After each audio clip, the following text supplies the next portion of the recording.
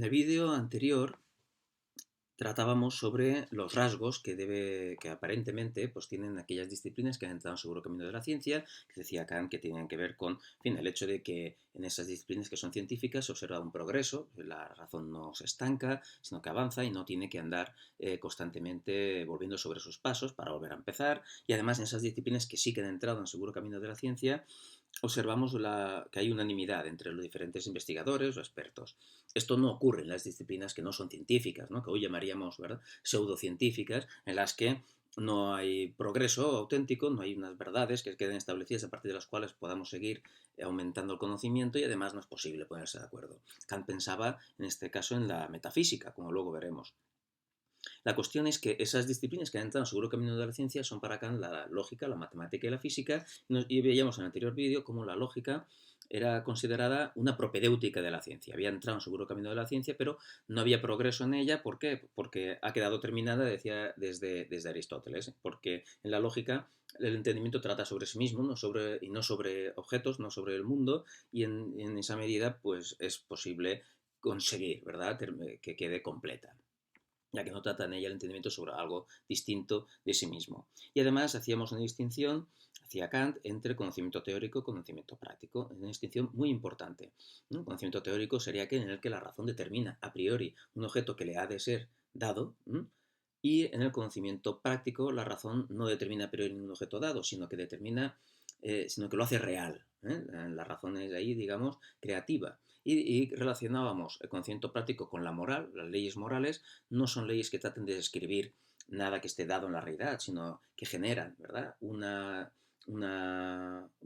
universo moral en el que aparecen las cosas tal y como deberían ser. Y por lo tanto no debe basarse en lo que hay, en lo que es, porque lo que es dista mucho, ¿verdad?, de ser como debe. Mientras que el conocimiento teórico lo relacionábamos con la ciencia.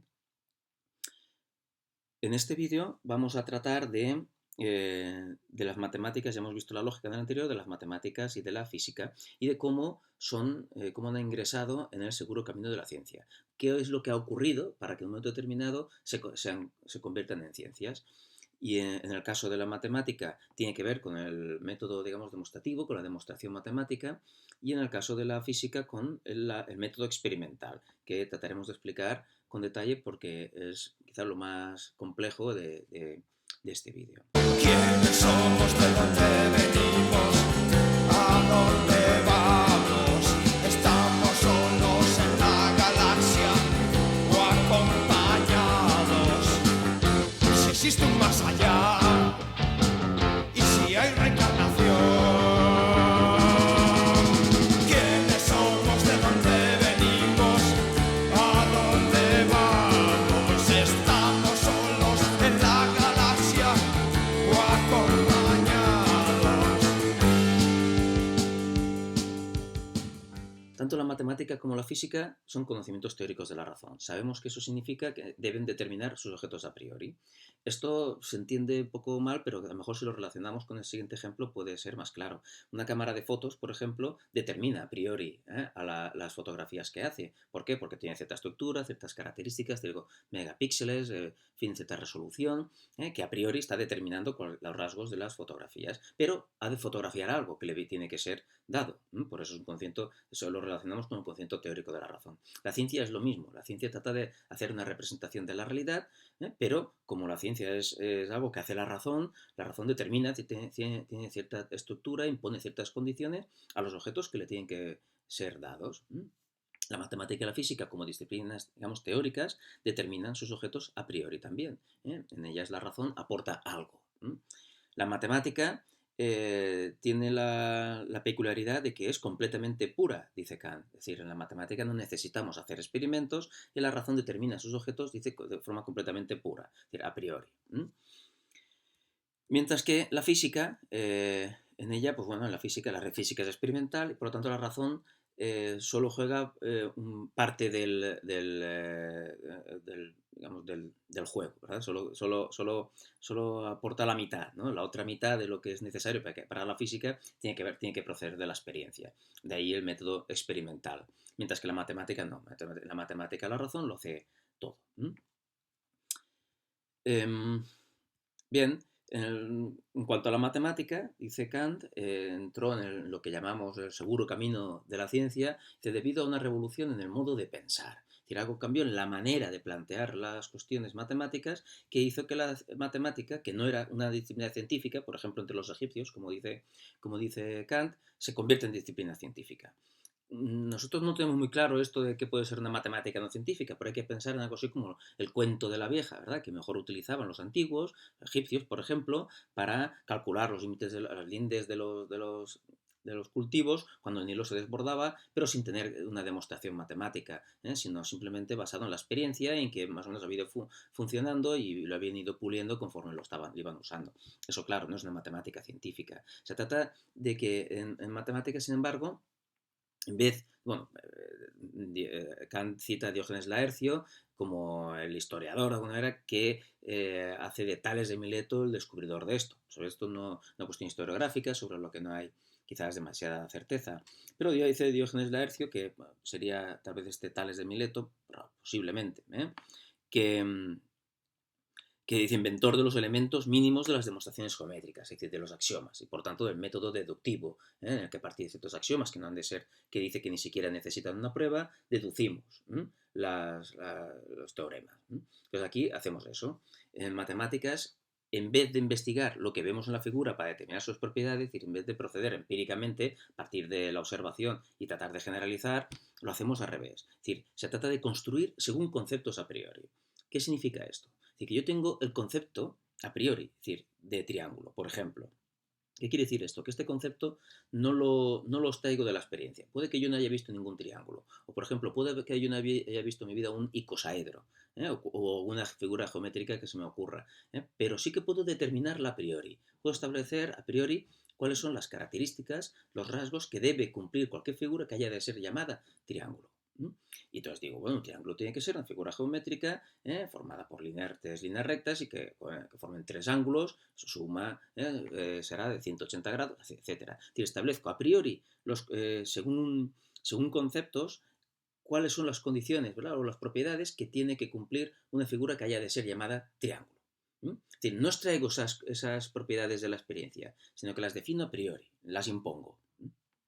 Luego lo que hago a partir de esa figura que yo mismo he construido, mi intuición, según los rasgos que he decidido que debe tener un triángulo, pues extraigo ciertas conclusiones de esa figura. ¿Vale? Y esas conclusiones, pues bueno, son lo que llamamos los teoremas, y luego esas conclusiones las aplico a la experiencia. Efectivamente, la experiencia, en la medida en que yo me encuentre por ahí algún elemento que se parezca, que no, porque ninguno será idéntico al triángulo ideal en el que yo he construido una intuición, en la medida que se parezca a ese triángulo que yo he construido, pues bueno, cumplirá con los teoremas que yo he deducido para ese triángulo. Es decir, que procedo al revés de lo que se hacía antes. En vez de partir de la experiencia para deducir las propiedades, lo que hago es partir de los conceptos, ¿verdad? Para a partir de ahí lo que deduzco, aplicarlo a la experiencia.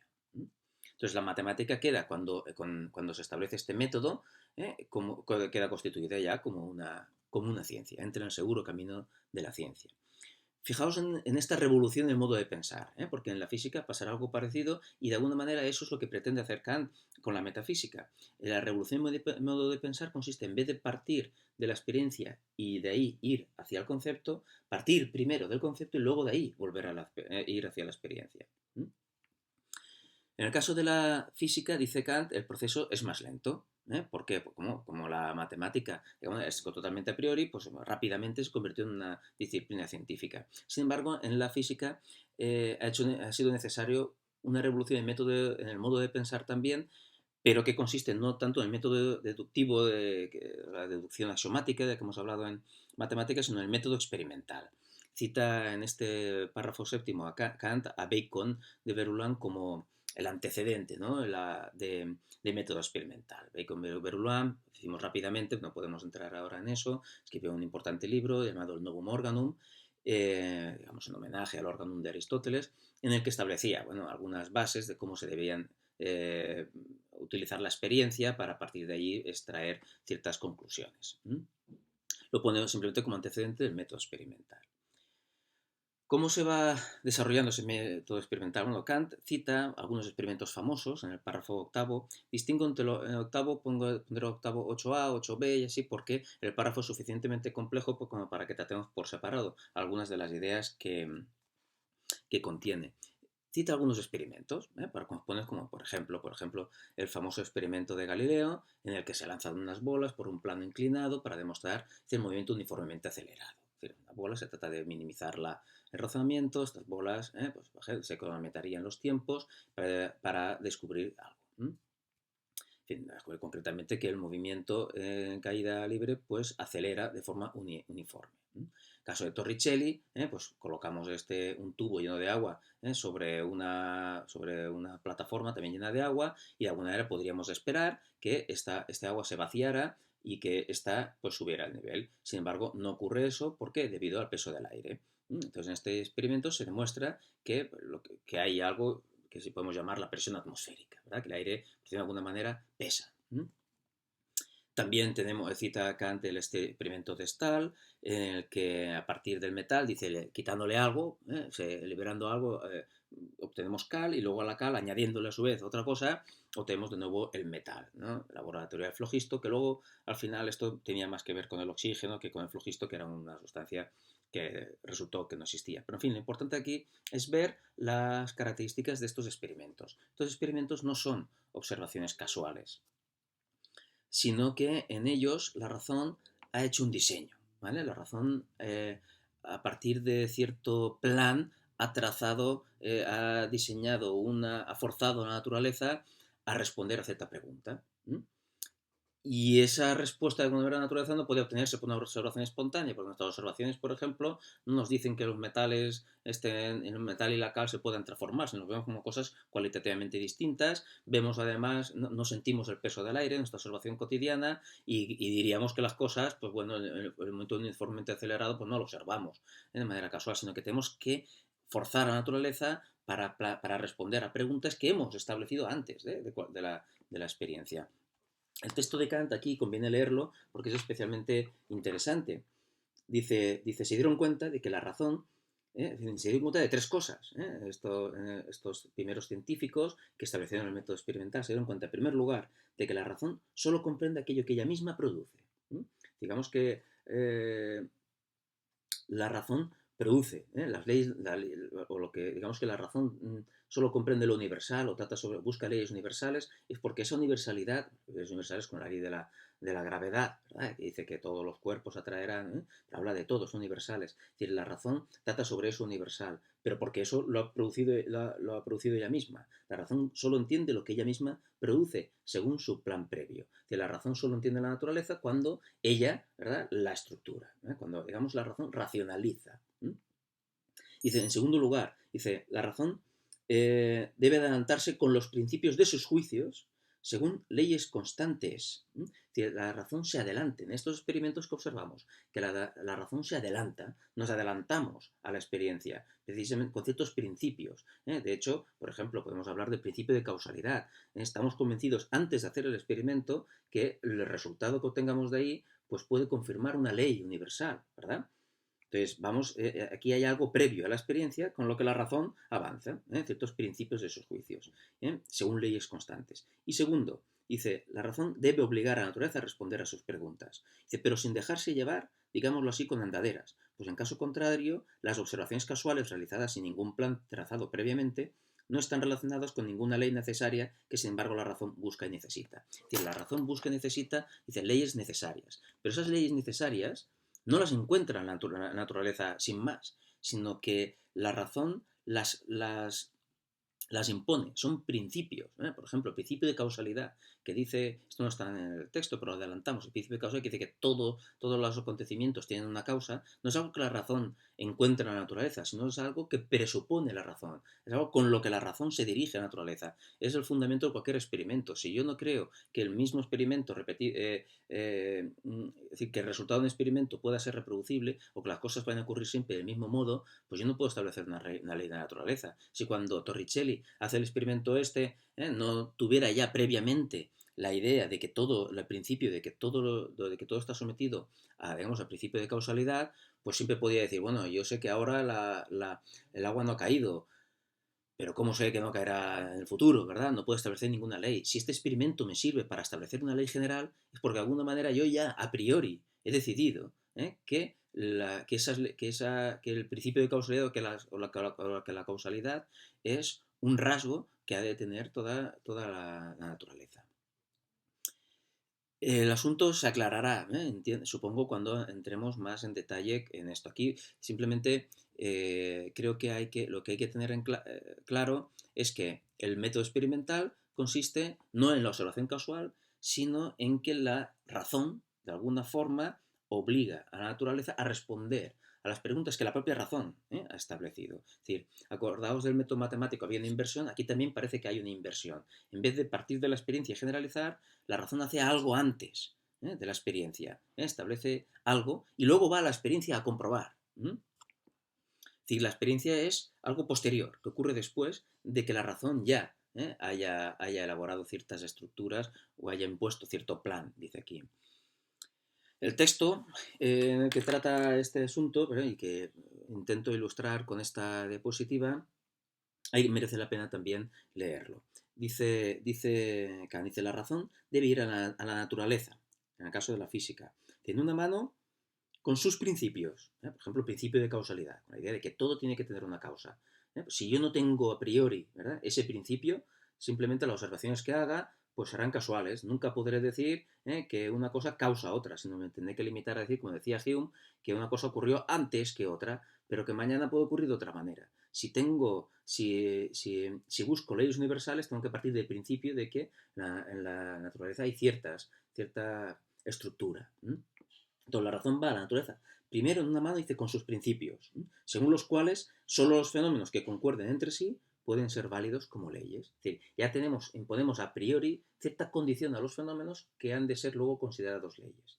Aquellos fenómenos que tengan que confirmar una ley científica tienen que cumplir ciertas características. Eso lo llevamos ya a priori, eso lo impone la razón. Son los principios de la razón. Igual que una persona con principios siempre lleva los principios por delante, y luego lo que hace, ¿verdad?, viene determinado de alguna manera por esos principios. La razón también tiene principios. La razón, digamos, es una facultad de principios, y no los abandona, sino que esos principios luego los pone en práctica, con ellos va a la experiencia y somete a la experiencia esos principios. Dice, y que en la otra mano, dice, con el experimento que ella misma ha proyectado según esos principios. A partir de esos principios yo proyecto cierto experimento. Vale, pues con esos principios, con el experimento, voy a la naturaleza. Dice, con el objeto de ser instruida la razón, ciertamente por la naturaleza, pero no en calidad de discípulo, que repite todo lo que el maestro le dicta. Sería esto algo así como un empirismo ingenuo, en el que se trata de abrir los ojos y ver a ver qué me dice la naturaleza. Claro, entonces la naturaleza ahí no me hablará ni de leyes universales, ni de la gravedad, ni me hablará de la atmósfera, ¿verdad?, del peso del aire, ni me hablará ni descubriré los átomos, ni nada de esas cosas que no se observan de una forma espontánea. Dice, no tengo que ir en calidad de discípulo que repite todo lo que el maestro dicta, sino, dice, como un juez instituido que obliga a los testigos a responder a las preguntas que les plantea. Pero si el juez es capaz de hacer esas preguntas, si la razón es capaz de generar experimentos, porque ya la razón ha establecido ciertos principios, ha establecido digamos, tiene alguna sospecha. Pero esa es a priori. Y así incluso la física debe agradecer la provechosa revolución en su modo de pensar únicamente a la idea de buscar, no imaginar, sino buscar en la naturaleza según lo que la misma razón pone en ella. Se trata de buscar la naturaleza, la razón busca en la naturaleza lo que ella misma pone. ¿Qué son eso? Las leyes universales. Nosotros, nuestra observación ingenua no encuentra la ley de la gravedad. Si encontramos la ley de la gravedad es porque la razón busca leyes universales, porque la razón a priori ha decidido que la naturaleza se comporta según esas leyes universales que no encontramos en la experiencia. No vamos a la naturaleza con las manos vacías, sino con un plan previo, con una idea preconcebida, ¿verdad?, con lo que luego llamaremos juicios sintéticos a priori, pero ya lo veremos. La metáfora de Kant, entonces, que la razón es un juez, no es un discípulo que aprende la naturaleza, sino un juez, ¿verdad?, que juzga y que plantea ciertas preguntas que son los experimentos. En esto consiste lo que llama Kant la revolución del modo de pensar de la física. La razón busca en la naturaleza lo que ella misma pone en ella. La razón no extrae sus principios de la observación, sino que tiene que partir de esos propios principios y con ellos organizar la experiencia. El principio de causalidad, por ejemplo, no procede de la observación, sino que precede, está antes de cualquier observación y nos sirve para diseñar los experimentos y para poder encontrar y utilizar esos experimentos para descubrir las leyes universales que estábamos buscando. Por decirlo de manera rápida también y resumida, en la física la revolución del modo de pensar de la física consiste en que en vez de partir de la experiencia y generalizar, como ocurría antes con la matemática, ocurre exactamente al revés. La razón establece cierto esquema al que tienen que amoldarse los fenómenos para poder ser considerados leyes universales. Y luego con esos esquemas que tiene la razón, ¿verdad? A través de los experimentos, pues confirmamos, ¿verdad? O refutamos las leyes que buscamos. Es decir, que primero la razón hace algo y con eso que la razón hace va a la experiencia. No al revés, no de la experiencia vamos hacia la razón, ¿verdad? Sino de la razón hacia la experiencia.